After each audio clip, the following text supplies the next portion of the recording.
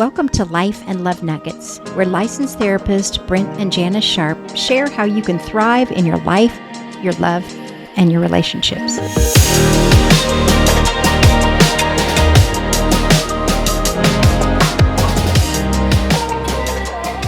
Hello, friends. Welcome back to Life and Love Nuggets. We are coming up to a real milestone in our journey together. We are almost at a full year. This is, I think, podcast number 49. So we're sneaking up on a year of these. We've really enjoyed the journey with you. And because we're coming up to the end of the year, it's also time for holidays, since we started this during the holiday season last year. And our very first podcast, we've not done this yet, but we're actually going to kind of re-air for the very first time our very first podcast, which was, so you're going to be with the family for the holidays. We talk about the reality that the holidays have so much anticipation, so much buildup. We hope that these times are going to be wonderful and amazing, but oftentimes our family gatherings can be challenging. And so we look at, in this podcast, we look at some of those challenges. How do we approach this? What kind of heart attitude can we go into these times? Sometimes we have to protect ourselves emotionally, have to set good boundaries. But also, how do we go into these times and be able to serve those that we're around so that these moments can be the most enjoyable possible, with the least amount of risk emotionally in our lives? Because these are very powerful people that we're going to be around. Many of them were formative in our lives as children. And so their words, their opinions, the questions that they ask sometimes can be really challenging to deal with. So the next few minutes, listen in as we look at how can we make this year that we're going into with these holidays the best possible for all of our lives. Welcome to Life and Love Nuggets With Brent and Janis Sharp. We want to help you thrive as individuals. We want to help you in your marriages and in your family life. We've been married for a long time. 44? 44 years. We've been marriage and family therapists for over 3 decades, almost 4. We're sneaking up on 4. And we just retired from being pastors of 40 years this last summer. This is why we're actually doing this podcast, because we actually have a little bit of margin in our life for the first time in forever. Today, we've entitled this, So You're Gonna Go to Be with Family at the Holidays. Oh my gosh, this last week, and with my clients, I don't know about you, but several of them, almost every other couple was like, we need to talk about Christmas. We need to talk about we're going to the family, and it's always a little bit challenging. It really is. And I always say every November and December, I spend time preparing my clients for the holidays. And then January, I talk them down. So we really want to talk about just some practical tips and just some things to help people be ready for the holidays so they can be as good as possible. Now, most of us are going to spend more time in the next few weeks with family, all bunched up in a little house or even a big house, but way more people than is kind of normal. And now some of you, this is a beautiful thing, and you're really looking forward to this, and it's a really good thing. You ought to be in a Hallmark movie. But most of us deal with some challenges, even in the best of families. There's going to be some times, there's going to be some questions asked or some circumstances where your children are having a hard time in this big group or whatever, that can really bring some challenging circumstances. So what do we do about that? How do we walk through these challenging times? One of the things I hear from a lot of my clients is things that are triggered like immediately over the Christmas dinner table. So it may be that competitive brother that you have that starts bragging on his success. And I'll have clients say, all of a sudden, I just want to go, oh, yeah, well, you cheated in Monopoly all the time when we were growing up. Yes. Or an uncle starts on a tirade about politics or how lazy millennials are. Oh, politics. And you just want to come unglued. Or I had one, and She said they would repeat the same story about something stupid she did when she was 5. And she heard it every single holiday. And all of her counseling and all of the things she'd worked on just went right out the window. And she went right back to being a child again. Yeah. And I think that's what happens for a lot of people. They end up getting back into childhood issues that they felt that they've outgrown. So for most of us, we need some strategies to stay out of the difficult circumstances. So before we head over the river and through the woods, we're going to talk about some practical things we can do here. And by the way, we're not alone in this. I mean, if you look at the scriptural story, I mean, I think, good heavens, there's a lot of challenging families in the scriptures. I think about Jacob, son Joseph, who was his prized possession. And, his brothers sold him into slavery. I mean, hopefully you aren't dealing with that kind of circumstance, but good heavens, what a troubling family holiday scene. And what about Jesus? We would expect Jesus has the best and healthiest family, and we could model all of our families around his. And yet, wow, tough times. I mean, I remember a time where Scripture talks about he was gathering in a home, and a large crowd was with him, and his family heard about it, and it says they were going to go take charge of him because they thought he had lost his mind. And that leads us into the whole section of Scripture where Jesus looks around the table and goes, who's my father and my mother and brothers? And it's these that are doing the work of the Lord. And I don't think he was being disrespectful there. He was just somehow differentiating who he was from everybody else. And that it's okay to be different. We're going to be with people that maybe we grew up with, but we're very different from them now because we've made different life choices. There are a lot of different experiences that we've had since childhood. Now, I think if I had been Jesus in that circumstance, I would have wanted to run out and try to explain to my family, no, really, there's a reason why I'm doing this. Or I would have been embarrassed that they were even saying this in front of people. And of course, most families have someone who will say something like, you're embarrassing us. Jesus, why are you doing this? You're embarrassing us. Or we don't air our dirty laundry in front of other people. There's all of those messages that come into.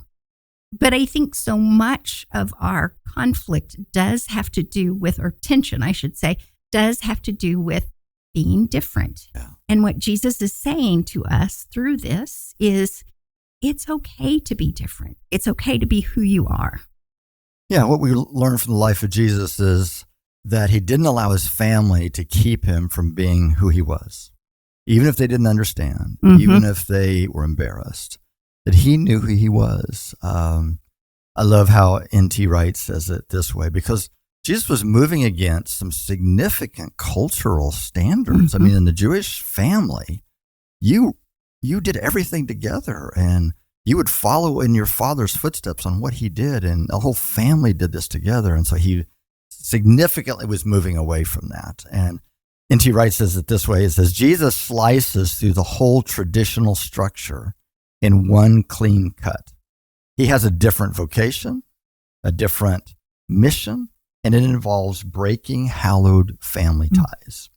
God is doing the unthinkable. He is starting a new family, a new holy people, and is doing so without regard for ordinary family bonds. So Jesus is differentiating himself from his family. He's saying, you're you, I'm me. It's okay. It's okay for us to be different and have different ways that we do life and the ways that we think. And he didn't stop loving his family, but he was separating himself and differentiating himself from them. Henry Allen has a great quote also on why Jesus was able to love people relentlessly, how he was able to love his family, even though they might have been embarrassed with him and people were coming against him and calling him names and attacking him, how he continued to pursue them. And Allen says it this way: it is because Jesus was not dependent on people, but only on God, that he could be so close to people, so concerned, so confronting, so healing, so caring. He related to people for their own sake, not his own. To say it in more psychological terms, he paid attention without intention. His question was not, how can I receive satisfaction, but how can I respond to your real need?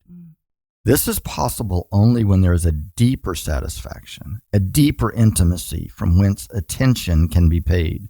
Your love for others can be unconditional without a condition that your needs are gratified. When you have the experience of being loved, so much of this, our own insecurities start flaring.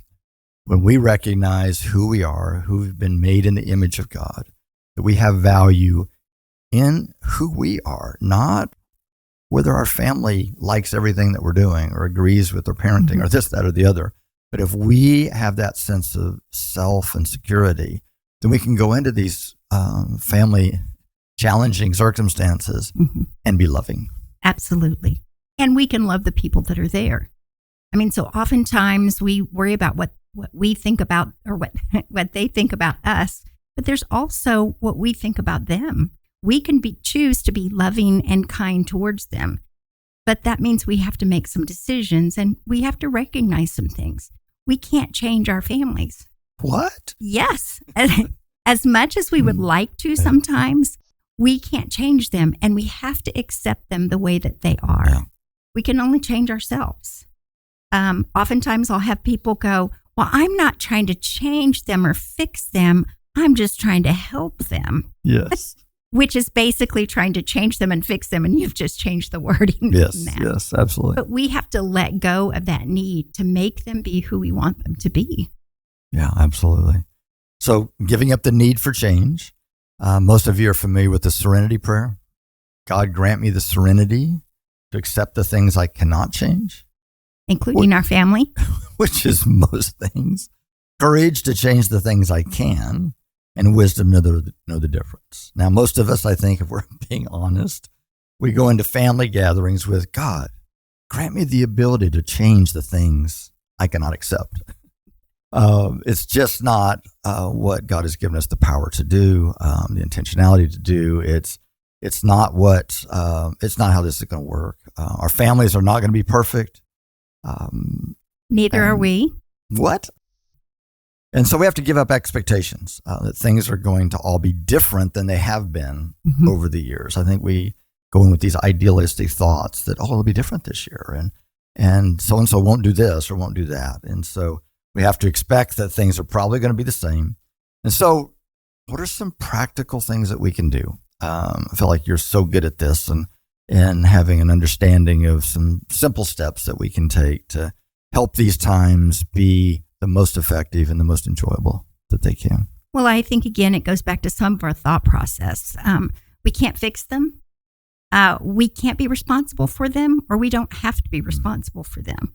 You know, sometimes when we get with families, we see siblings or even parents or children, grown children, that are making really poor decisions in their life.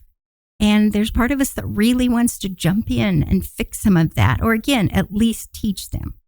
We can't change them. We're not responsible for them. We're not responsible for them to get their lives together or even to come to faith in any way. We can let go of that. We so desperately want to teach people or fix people. And I really think that's the Holy Spirit's job. But we want to we want to help the Holy Spirit out, don't we? I know, but we're really bad We're at bad being Holy the Holy Spirits, Spirit. aren't we? Yes. I had a parent of adult child, and he was like, I'm really, really not trying to parent them or teach them or anything. But I just know what they need to do in order to have some changes. Yes. And I'm like, yeah, that's pretty much the same thing, but it's easy to do. If they're 6, that's reasonable. Exactly. But when they're older than that, we need to let them go and be who they are. We also need to remember that we're not responsible for their happiness. It's really painful to see family members that are unhappy. And we want to help, but going too far in that, we end up having our sister move in with us and giving her our car. I mean, you could go into codependency with that, and you end up losing so much of your life, and it's not healthy for her either. there's just a lot of things that it's easy to slip into. We also have to look at, and I've been hearing this, I don't know if you hear this over and over again, but I'll have clients and they start to set some boundaries with their families over the holidays. And then they'll get a call and go, well, grandma will be so disappointed. Yes. Oh my gosh. Or, oh my gosh, okay, you can do that, but your poor mother's going to really struggle. Yeah. You know, sometimes we've almost worshiped family traditions. And it all comes to a head at the holidays because Christmas especially is so important for so many people. And we have to say we're different from our family.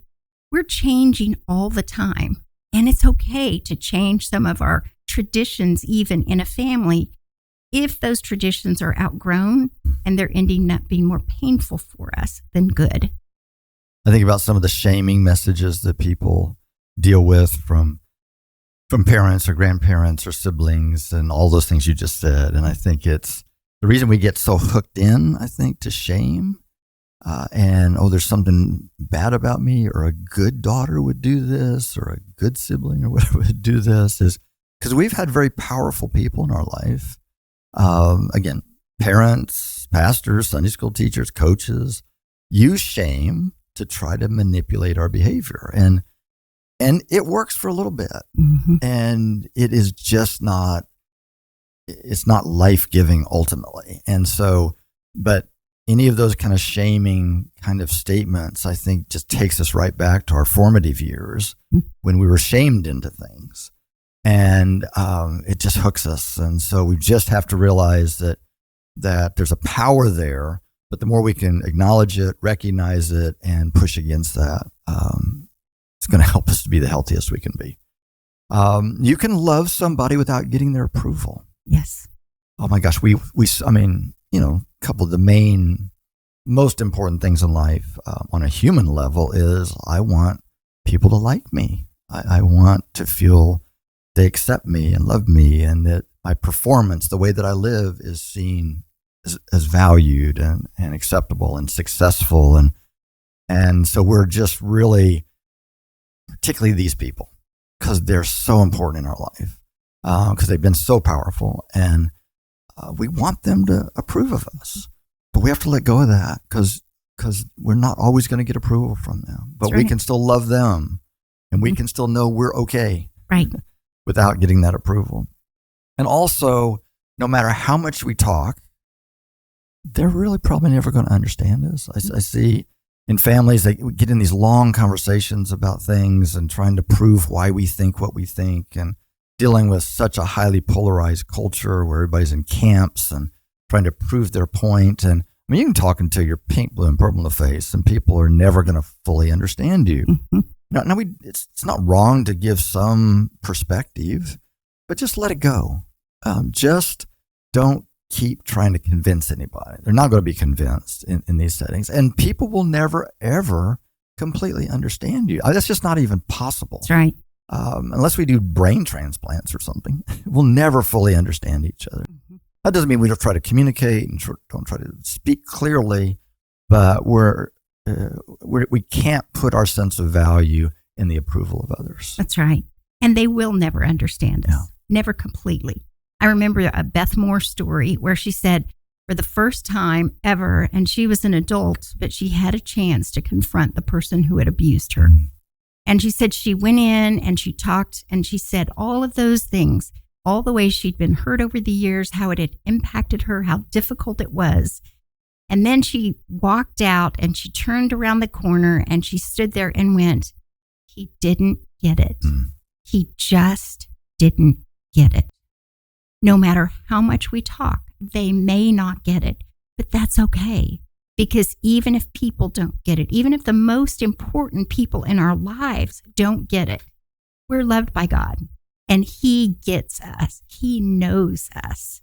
And so we can hold on to that even when we're feeling like we're not accepted by somebody around us. So good. So a few practical tips, because I do love to do the practical tips. We need to. A few practical tips are to have good holidays, you really have to plan. we kind of have this idea, and grandmas are the most, I think this is the hardest for grandmas, and I'm one of them, but I'm a Grammy, not a grandma. You have this idea, if I can just get the whole family together in the same house, everything will be wonderful, and we're going to have a wonderful holiday. Well, yes, but they're all adults. They all have their own lives. And so we have to make plans that really work for us and where we're at right now. I remember when our kids were little and we would take what was supposed to be a 9-hour road trip that turned out to be a 12 to 13-hour road trip, depending on where the kids were at that stage of development. And we would get to the family's house and there would be all these activities that would be already planned, which was great, except a lot of them were planned for things that our kids weren't old enough to do, or they were maybe too scary for them to do, or because they spent, 12 hours in a van packed in together, they just weren't ready to do some of those activities. Absolutely, yeah. And they were with people that they saw once or twice a year in a strange environment, and it was challenging. And so we had to begin, as you remember, had to begin to say some things like, oh, you know what? The Children's Museum sounds great, but I think our kids are too tired to do that. Or, oh, a movie would be really fun, but the baby can't sit still, and I think that might be a little too old for some of our kids. So you guys go ahead and go, have a great time, but we're going to stay here and put everybody down for a nap, and we'll meet up later. And even if we get eye rolls, even if they don't understand it or don't know why we would do that, it's okay to say, this is what we feel like is best for our family. Exactly. And I think we have to all give ourselves permission for that. And that's not just people with kids. I mean, that can be if you're a couple without kids. That can be if you're an individual person. Yeah. It doesn't have to be, because we now have kids, we can make changes. Mm-hmm. I would really rather people enjoy the time together than to go away going, I hope I never have to go back there again. Yes. So sometimes that means we have to stay in a hotel because it's just more peaceful for our family or for us as an individual to be in a hotel. Or the family doesn't understand why, because they've made little beds for everybody in different rooms and so forth, and they've worked it all out. And it's okay to go, thank you so much for that. We just think we're going to grab a hotel, and it's okay. It just doesn't work as well for us. But we really appreciate it. Thank you so much for all the effort that you've gone to. But this is what we think we're going to do. And stay firm with that. And with couples, you really need to make sure you're in agreement on that. Yes. So one person doesn't go, okay, mom's going to be so disappointed. Do we really need the hotel? But or in the middle of a conversation, somebody's saying, don't you guys think you could do this? And if we're not agreed ahead of time, yes. That's why planning is so important. And one of us is caving and going, well, maybe. And then we look at the other one and put them on the spot. And I'm sure this is never, I'm having a little PTSD here. Okay? I'm sure that has never happened to us at all. We learn most of this stuff the hard way, people, okay? Yeah, but we say we learned it from our clients. Exactly, yes. It's always a good out. But we can also kind of split the holiday. So we can spend a few days at grandma's house and then spend a day or two in a hotel, if that makes it more comfortable for us. And honestly, we found, especially with my mom, she ended up being more comfortable with us staying for a short period of time. Yeah, because she was ready for us to go. She was used to living alone, and then we come with 4 kids, and it's like, whoa, this is a lot. But we can make plans to make it easier. I think another thing that I liked that we did when the kids were growing up is sometimes we would stop on the way to visit. So we might drive to St. Louis and go spend a few hours in the zoo or spend the night there before we would drive on. It made the drive easier, but it also made it so that we had some fun time with just our family and enjoyed that precious time. And whatever that cost, I'll just say it's worth the investment. It helped everybody, our kids do better. It helped the whole package go more smoothly. There weren't as many meltdowns. Not as many. And if you are the parent of adult children or the grandparent, I do think it's really important that you're sensitive to those kinds of things with the kids. I am really proud of the fact that our kids, we have 2 that live out of town, and I'm really proud of the fact that when they come, they go on date nights when they're here so that they have some time for just the 2 of them. Some grandparents may not understand that, but it's still okay to do because it's good for you. Yeah, and this is, we could spend a whole time talking about the grandparents or the parents, sensitivity towards families and so forth. And that might be a whole nother podcast, but some of that is just be very aware of if you have single kids coming to visit, don't put them all off on the little singles table or kids table. Just because they're not married doesn't mean they need to be with their 9 and 10-year-old niece and nephew. Or that they always have to, sleep on the sleeper sofa. And so just how do we celebrate them and help them feel like they're part and they're important here?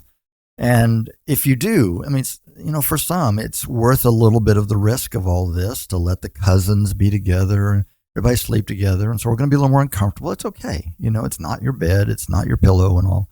But go ahead and just prepare for that. Again, that's the whole idea of preparation. If the bed they usually put you on is just not very comfortable, take a little extra padding and slip it in there. You might need some of these little white noise machines can be miraculous, to help quiet things and, people not be interrupted and so forth. And so, been bringing water bottles to keep in your room so you can have, bringing a fan if it's too hot or a sweater if it's too cold. Anything to make it comfortable. I always tell, I'm involved in mothers of preschoolers, and I always tell them when you go on family vacations, take pajamas that it's okay walking down the hall in because you never know who you're going to run into. Or take a little carry-all for things that you can carry back and forth to the bathroom. Yeah, for sure. Just something to make it more comfortable in a very practical way. And if your kids have unique food needs, just bring it all. We don't expect them to be aware of those things and those sensitivities and not making a big deal of those special needs, but just kind of make that preparation yourself. In our family, we have vegetarian, gluten-free, and low-fat. That's just in our own small family. Right. We just bring food. It's just easier to do that. And it does eliminate a lot of stress for the host. Yeah, for sure. So one thing, and I tell you, again, we learned this stuff the hard way, giving ourselves exit points. I was particularly bad at this. We would be in a stressful family situation and Janis is trying to get my attention across the room because something happened with one of the kids or with her or whatever. And she's trying to get my attention so that we could take a break or take a walk or this, that, or the other. And I'd be looking at her going, what? From across the room. Which is always really helpful. And put her on this, and everybody else turns to her. Nothing. What? Huh? And so just don't let that happen. I was not very good at this, but we worked on it. We had some good conversations after those times and said, okay, how could we change that and fix that? And so we had little, you might have thought we were a baseball coach or something. We had little signals, pull your ear means, it's really time for the kids to get a break. And I think it'd be great if we took the kids to Starbucks or something and or, spent the afternoon by ourselves, or I need to go take a nap, or, those kind of things.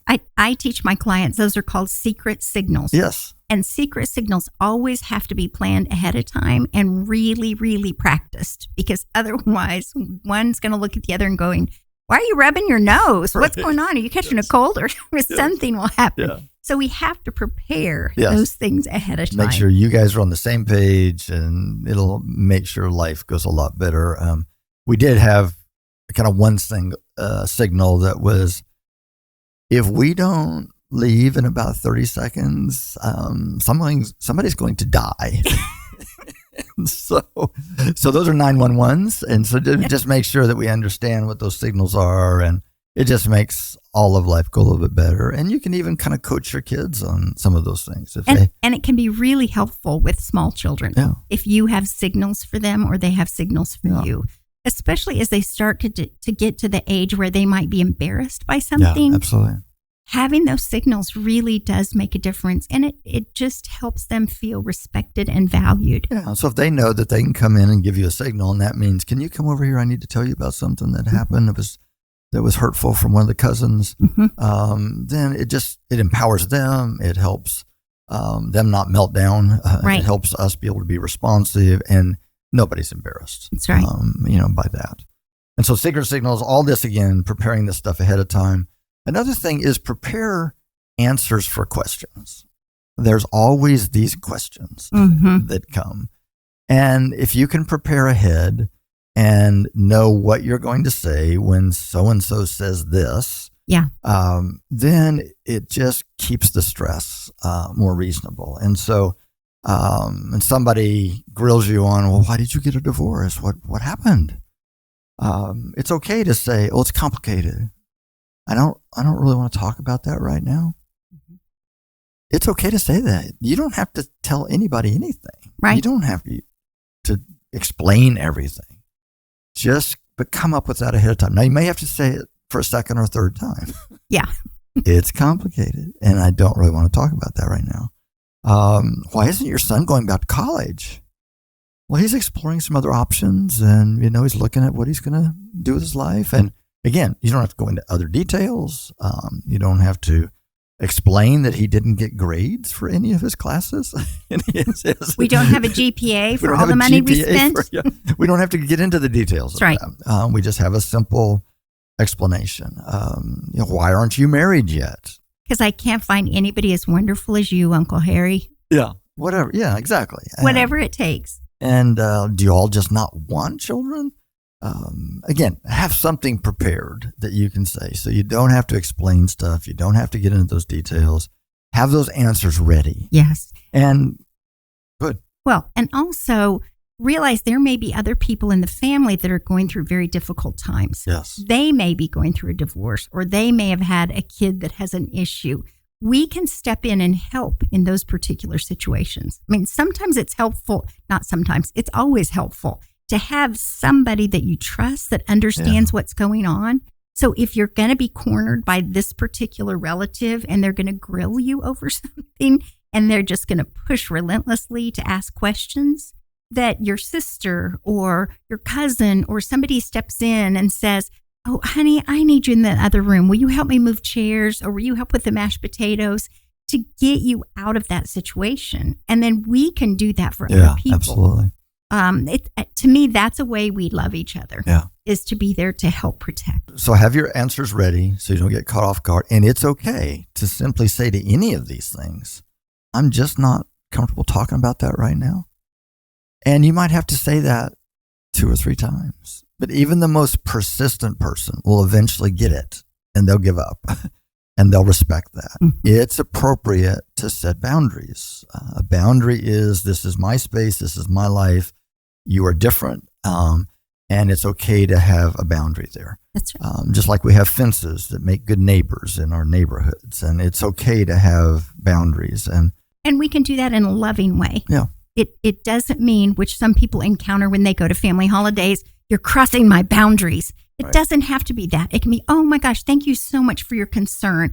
I'm not comfortable talking about that. Or I really appreciate your prayers. Just keep praying for us. But you know what? I just don't want to talk about that. So good. But it's being gracious and loving in that, because most of the time, 99% of the time, people want to know, your family wants to know, because they love you and they're concerned about you. They're not trying to make you feel bad. They're not trying to gossip with everybody in the family, though sometimes they do. They're really concerned about you and they love you. So being gracious to them can be one of the best things we can do. It may not feel like it, or it may feel like it that you're on trial. Right. And there's probably a few circumstances that you are. You are. But you don't have to prove yourself. You don't have to justify yourself. You don't have to explain your life. That's right.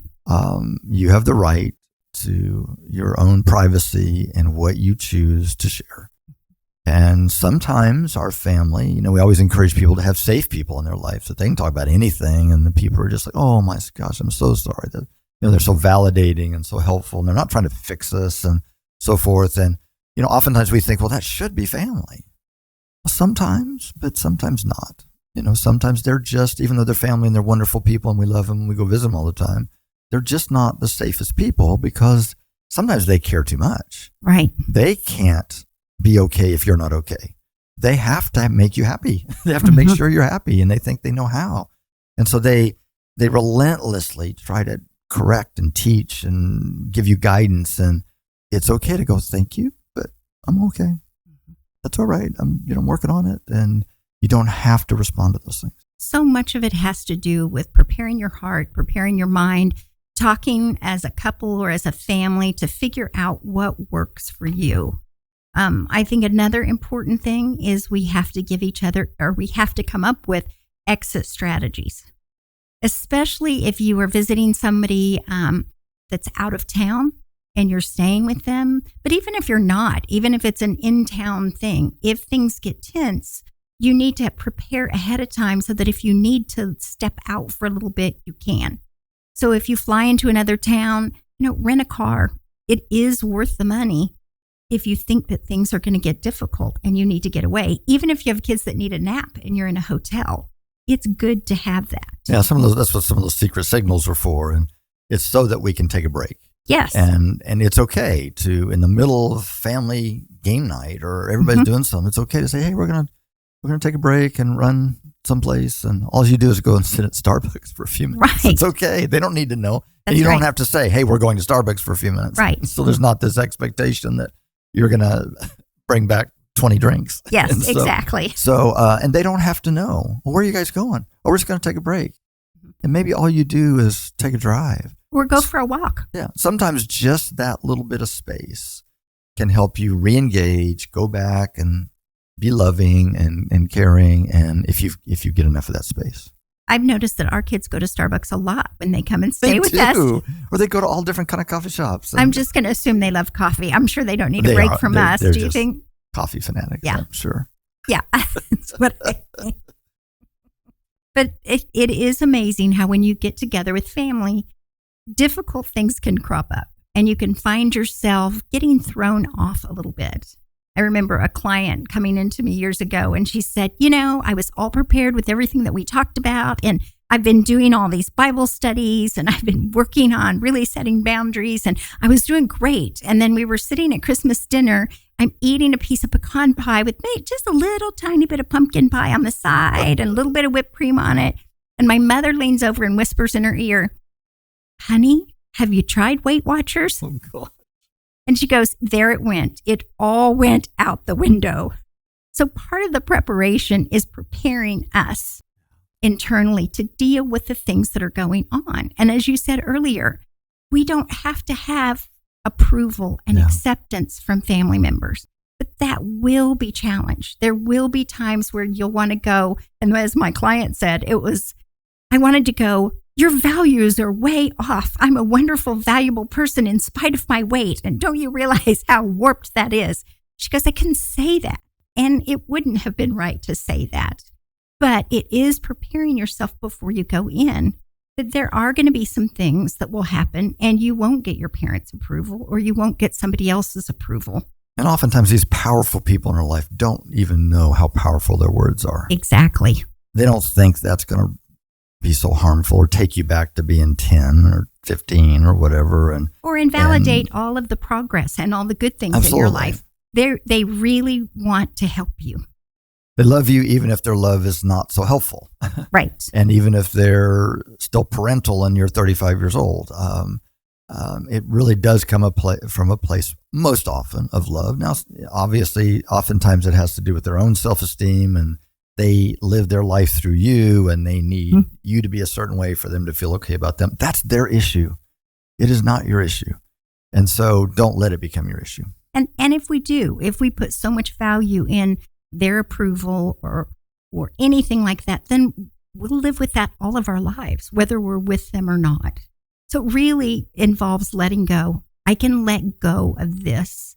Even if you have to sing the Frozen song, let it go all the way there and all the way home. Let it go. You really need to let some of those things go, as hard as it is, so you can truly not only be at peace with yourself, but enjoy the holidays and you accept your family for who they are. Is that why our granddaughters sing that so much? I think so. I've been trying to let go. We're learning a lot. We are. Yeah. And sometimes there will even be manipulative family members that will try to say things in a roundabout way. Only way manipulation works, the only way this kind of pressure works is if you buy into it. Yeah, that's right. So you really have to opt out. When you feel those feelings come up, you have to go, you know what? I'm not going to go down this road. I'm not going to let myself get sucked into this. Absolutely. I'll just go in the bathroom and sing Let It Go.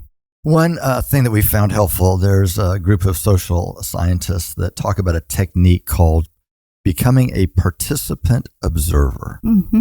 That when you're dealing with people that have different opinions or values or even are in different camps, we put everybody in camps now, talking about joining with that group and just observing. I'm going in just to observe rather than I'm going in to see who's right and who's wrong and, That's good. and how it relate, how their opinion relates to my opinion. No, I'm just observing. Mm-hmm. And sometimes it's a way to kind of disconnect and to then be able to kind of report. The idea is I kind of write a report and give a report about it later. So you're emotionally disconnected. Emotionally you're present disconnected. there, Yeah. but you're emotionally disconnected. Now, it's not a disrespect, or it's not it's not to make fun of the family or to ridicule them, but even to report back, gosh, I noticed this. Did you notice when that happened? Mm-hmm. And then this happened. And sometimes that can help provide some emotional safety for us. And so we all encourage, as we talked about safe people, we all encourage people to have safe people in their lives that they can talk about the deeper things in life and so forth. And we all wish that could be family members, and oftentimes it's not. But being okay. So that's one idea that can be helpful to emotionally distance ourselves. Another idea they had was to play, they call it dysfunctional family bingo. This is, again, a part of preparing ourselves ahead of time. We know that crazy Uncle Harry is going to drink too much. Yes. We know that's going to be a reality. And he's going to say the most inappropriate things. We know that somebody's going to ask, when are you going to get married? We know they're going to talk about who did you vote for, or Christians certainly have to all vote for whatever. Mm-hmm. And we know they're going to make comments on how you raise your children if it's different from how they raise their children. Yes. So the idea is coming up with all of those statements ahead of time with little boxes by them. So again, playing bingo. So we're going in and we're just paying attention, and so we all kind of we don't have to necessarily have a physical cardboard piece of paper in front of us where we're simply checking off. Yeah, I don't really recommend that. Don't recommend that. I don't think that'll go well. Yeah, but keep it on your phone or just do it in your head. Right. And when one of those things happen, you go, check, it happened. Another thing happens, like, well, I was waiting for that one. So we go in expecting that. And again, we're not expecting it to change or to be different, and we're not getting our hopes up, and then our hopes are dashed.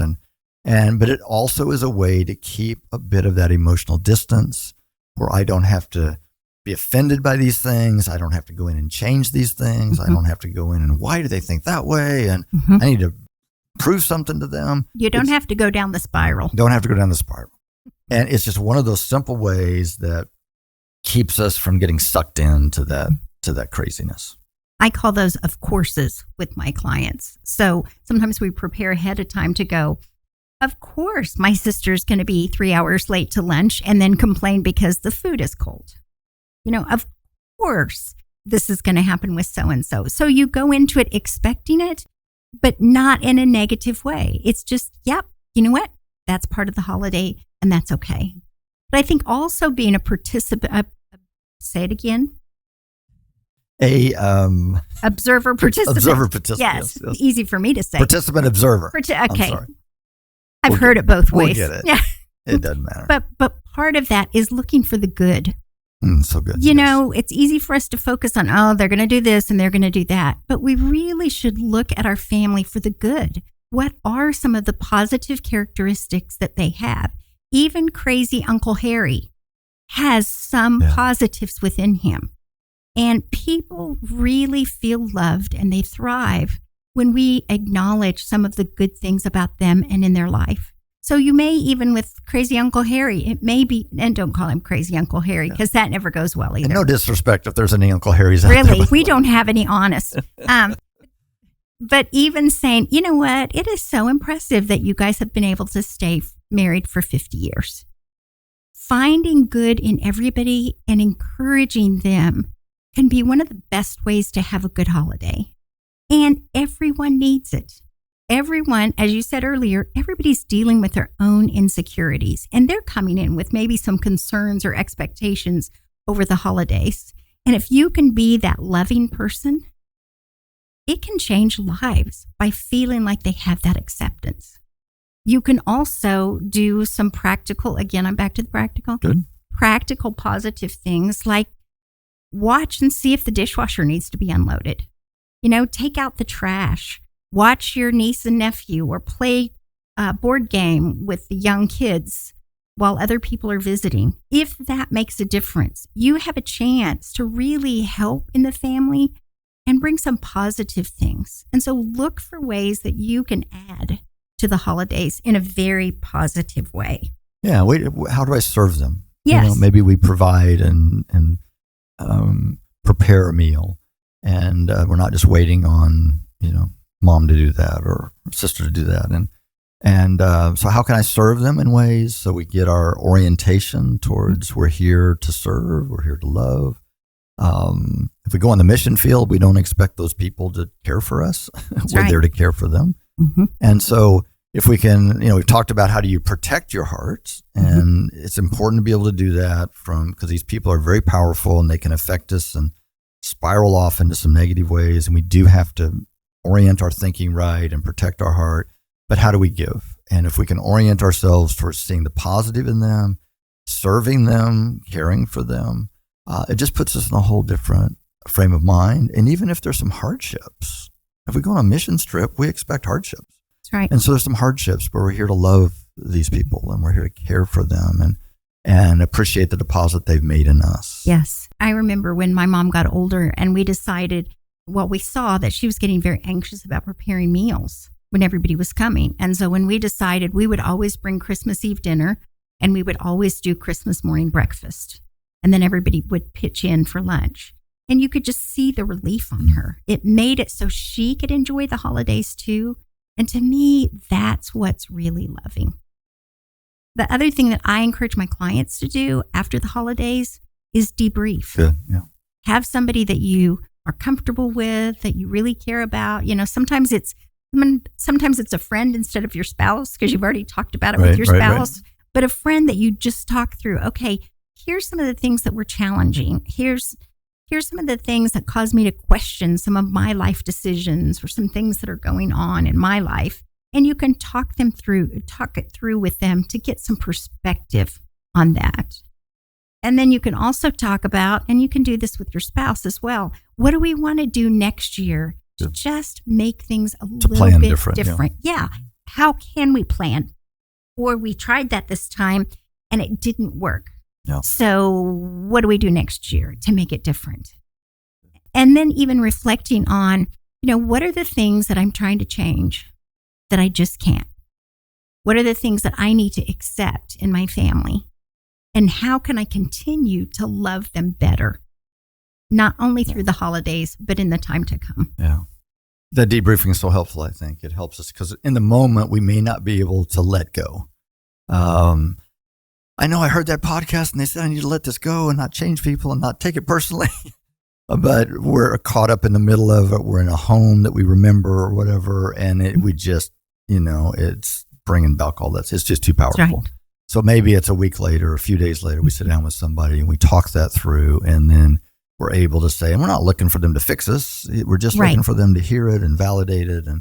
And oftentimes then we're able to go, okay, I do need to let that go. I know that I'm not, they're the same person they always have been. And it's, it's probably going to happen next year again, but I need to let that go. Yes. And so as we go into the holidays, first of all, remember everybody you encounter is going through difficulties. They've gone through some pain in their life and some difficulties, and hurt people. It's oftentimes out of their own hurt, out of their own needs, their own fears and anxieties that people do need to change everybody or have everybody a certain way. And just know that everybody you encounter is going to experience that. And everybody you encounter is deeply, deeply loved by God. They are his creation. They are loved by him. They're unique. Ask that God would help you to see their uniqueness and the unique thing that they bring into the world and the way that they represent God. And there's parts of them that's a reflection of God in some ways. And remember, when you're trying so hard to change them or fix them, remember that God loves them even more than you do. And he knows them totally and completely. And he knows what they need. So we can let them go. We can put them in his hands and know whether they're your children or your parents or your grandparents or your cousin, he loves them and he's always pursuing them. Yeah. And if they do need to change, he knows how to move towards them and move them towards change. That's not our responsibility. And so this is potentially the most wonderful time of the year. And so that's it for now. We pray that you have a very wonderful, imperfect, perfect Christmas. Yes, absolutely. Blessings as you go forward in your journey. The Life and Love Nuggets podcast is a 501c3 nonprofit and is supported by gifts from people like you. To donate, go to lifeandlovenuggets.com/donate. This podcast is produced by Clayton Creative in Tulsa, Oklahoma. The content should not be considered or used for counseling, but for educational purposes only.